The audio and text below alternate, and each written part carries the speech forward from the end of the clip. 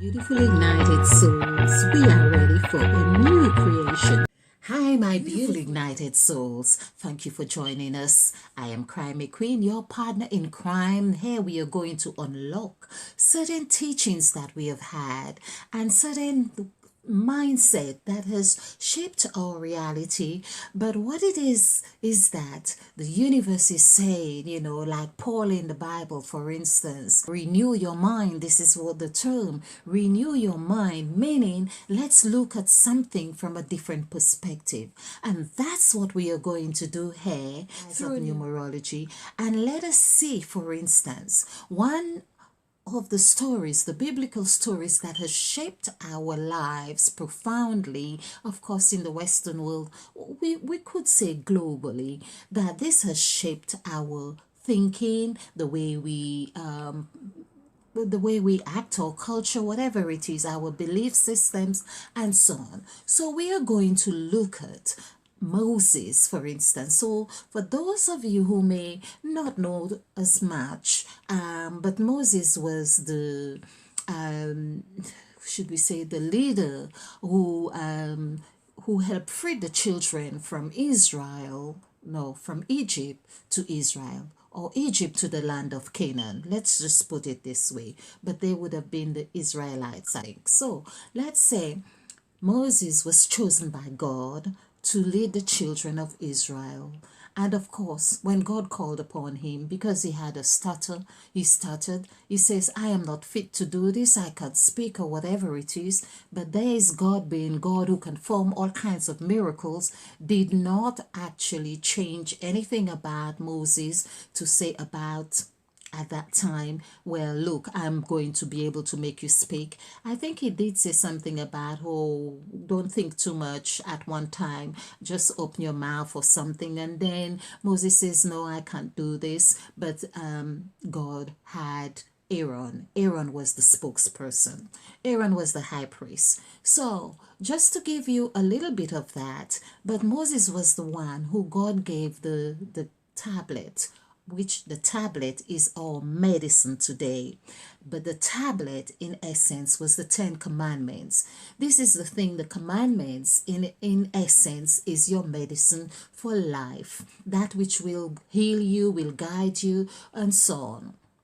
So let's keep the story in context, for instance. So Moses, of course, had an encounter with God on Mount Sinai in a burning flame, burning bush, and God spoke to him there. And this is how he ended up having the tablets of commandments. But of course, when he went down the hill or the valley and saw that the children of Israel, because of course they were hungry and murmuring and complaining and all sorts of things. So Aaron, the high priest, of course, thought, okay, just for peace sake, give me all your jewelry and everything. And they had this.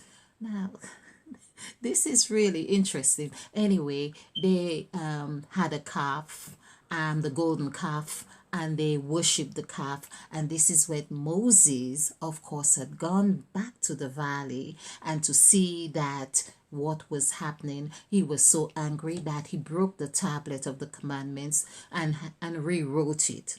Question is, how long was he on the mount for that a calf of gold was all done and melted, and all this jewelry was all melted, and that they could have had a calf?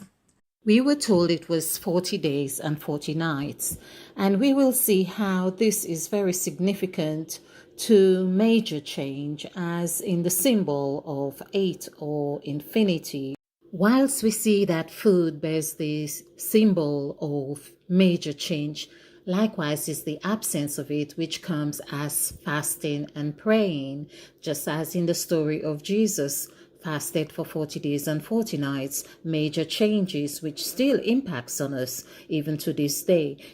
I am hoping by the end of this presentation, you will be able to see the cycles of life and the numerical presentation of values of number 8. You will be able to see how The number 8 is really a symbol of cycles, cycles on top of cycles. Hence, we eat 3 meals a day or whatever it is to denote those cycles. Likewise, as we have seen, is the absence of what seems tangible of what we eat, like fasting and praying, which is a form of spiritual fulfillment, you could say, and to be manifested as the golden calf. The golden calf, of course, representing, you could say, day or night, as it were, fasting and praying. So there we are seeing or looking at two aspects of creation forming the whole.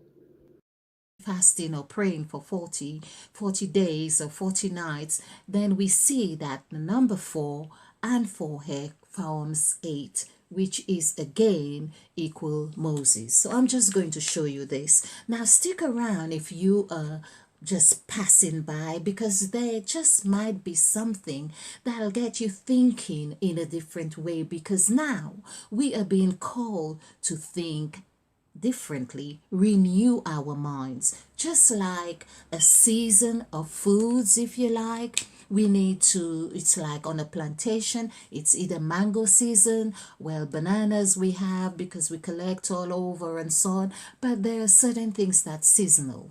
And so we are being asked to think, renew our mind. The key of what I have discovered is that we are the Word. The Word is like a motherboard, if you like, of a computer. Oh, that's the mass of the code. I also see that we as the codes, or for the software that we are downloading and programming ourselves with.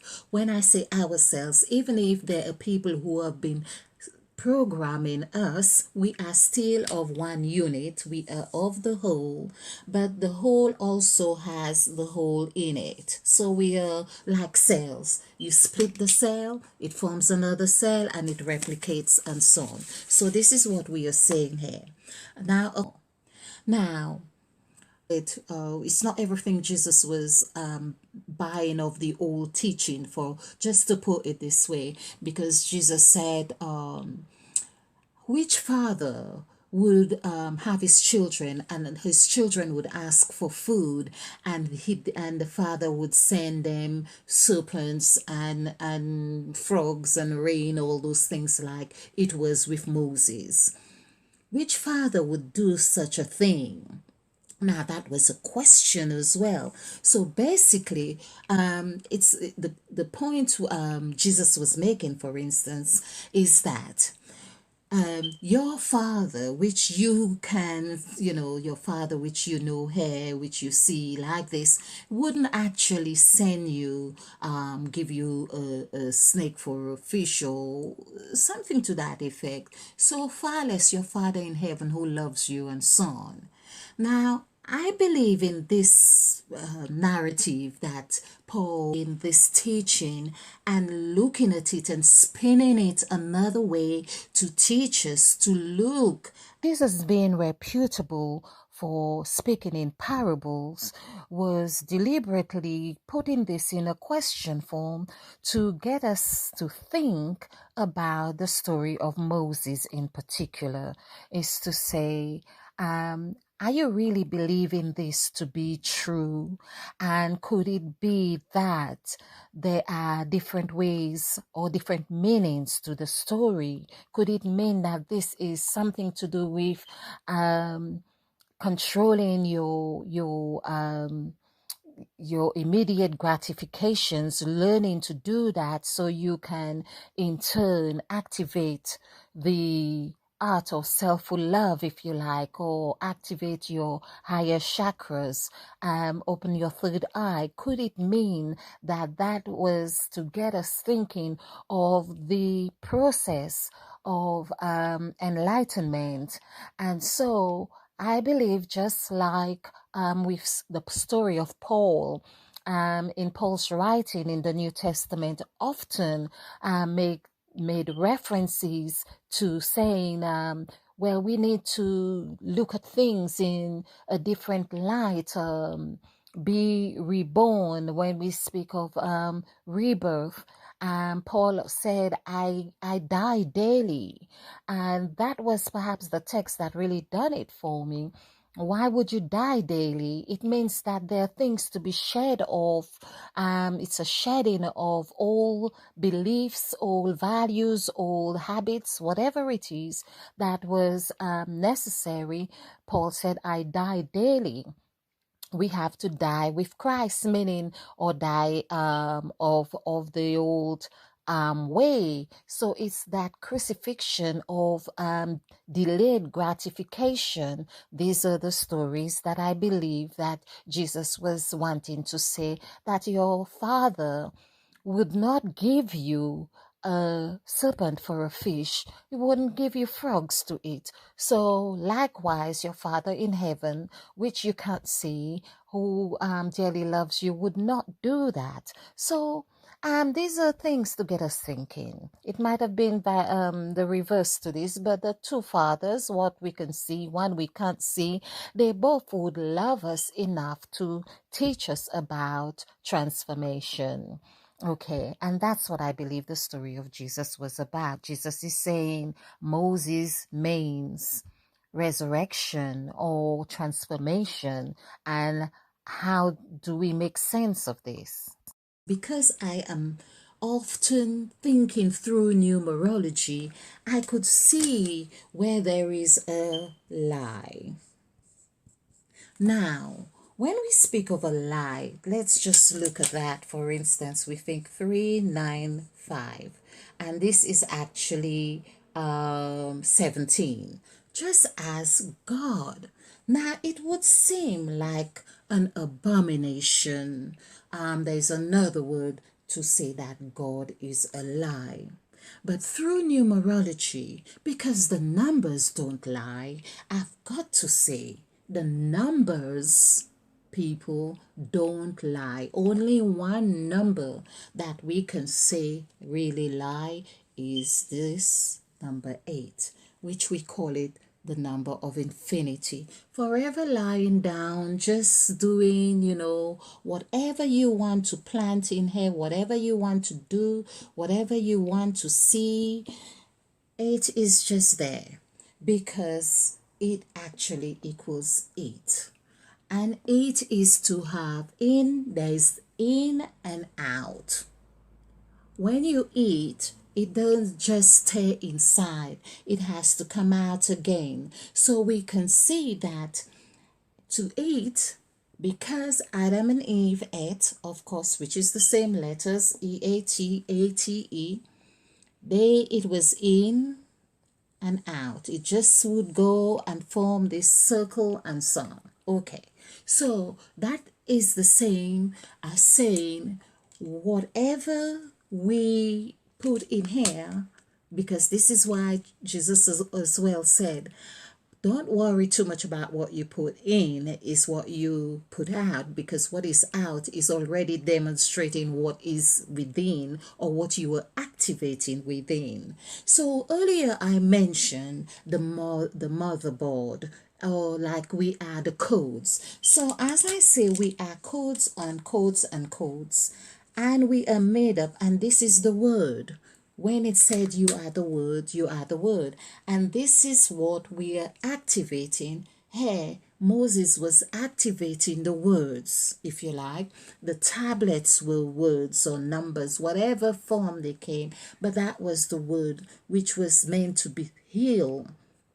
To heal, it meant that it was not happening. He broke them, just like we are breaking words, long words, when we can't pronounce them, when we are having trouble to pronounce. We would hear mo and it's z. The teacher would be breaking down the syllables and let us have syllables for us to be able to swallow, if you like. But swallowing is a way to activate what is already within you.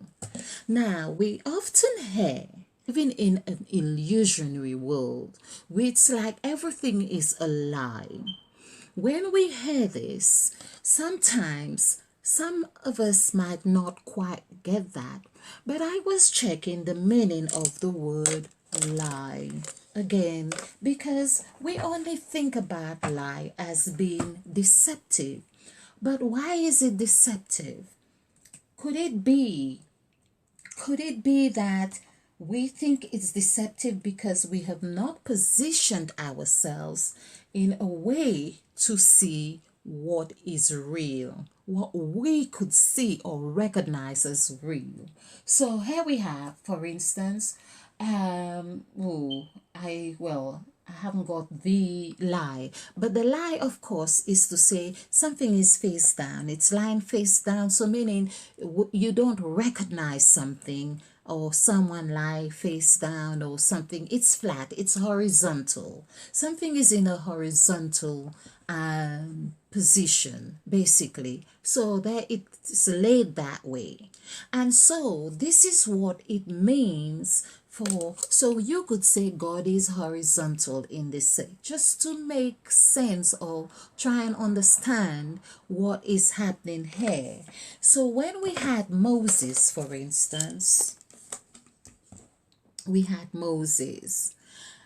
could say that Moses represents our brain, just like in 8. In fact, if I do the numerical value for brain, BRAIN, which we see rain, so this is 29195. So this is 10, 24, 25, 26, which again is 8. So is God. So is it fair to say that this is representing the two cerebrium, or the cortex, the brain? Could it be that this is representing the left and right brain, right here? And so Moses, of course, could be, the story of Moses could be very much a wider scale of the representation of what is happening within us, like the children of Israel traveling, going through the land from Egypt to the land of Canaan. Is that not happening within us? There are people on YouTube, I think perhaps it's Santos Bonacci. I'm not quite sure on this one because it's been a while, but now I'm seeing this for myself through numerology. Is that, could it be that the lower chakra is being activated, going up? Do we have to do this, that the traveling from Egypt to Canaan is actually Moses and the children of Israel? I'm going to speak more on this. I feel that there is much more of this that for us to learn from. Could it be we have God here? Moses was actually a representation of God. And could it be that the same story that Adam and Eve ate or eat is the same thing that is happening on a bigger scale, on a larger scale, for us to be able to understand ourselves? Just like a cell would be one cell, but it gets split and it forms another cell, forming 8. And could it also mean that all these cells splitting and multiplying and replicating are becoming the body of or becoming a body of cells, as we are not just individual but communities, worlds and continents of cells? And this is what I'm really wanting to bring across, that I feel that when we are told that we are living in an illusionary world, for instance, that our world is a lie. And so that what is happening here, what is being showed to me right now, is far bigger, if you like. It's like this lie here, which what we feel is tangible and this is a real world. This is telling me that this is only a reflection of another dimension that is happening, just as what happens within us is played out like in the story of Moses. Likewise, there is another, a deeper, how would we put it? A deeper story, if you like. Another stories, like stories, layers on top of layers, are happening right there. And all is being played out from the very same template, which the word set, like I have been talking about, the God will set, which equals it as well, is like the gods are there, the two, like a set here, the opposites, and it's the twos, like your two nostrils, as I said, your two eyes, your two brains, your two, the left and right, your hands, the two, and then you have we are twos. Now, of course, I'm just saying, like I was going to say male, female. We have other, gender, if you like. But I'm just saying, for instance, we see how twos and pairs are being played out here. Okay, so I'm going to leave this here. Please subscribe to this channel, and may I also thank you, I'm not sure I've done this. Thank you for stopping by and subscribing. Please like and share this video, because I feel there is so much more for us to learn from this. And I was also going to add, before I conclude, another way, a picture that comes to mind on this, just to help show how this lie, what we see as a lie or continues. It's like we get a lie, for instance, or you may see something lay on the floor, you pick it up, you turn it around, or you turn your position to see what perspective you make of this. By your conscious interaction, it becomes alive, and that has been deposited in me, that it's our conscious awareness is what brings things to life, because we are the ones making the representation or the comment or observation that something is either alive or it is dead. We are the ones making those assumptions, whatever it is. So when we say something is a lie, as we had 8, or we have God, we could say, yeah, God is a lie. But also, likewise, if we want to make God alive, of course, this is why we see in a lot that the God of Moses, for instance, was very harsh, wants to be worshipped, wants to be praised, wants to do all of those things, because the conscious awareness of that God is relying on that interaction, that engagement to be alive. So, thank you for watching. I will elaborate on this and, of course, extend the meaning of context in this, give you more juice on it, so to speak. Thank you, and stay ignited.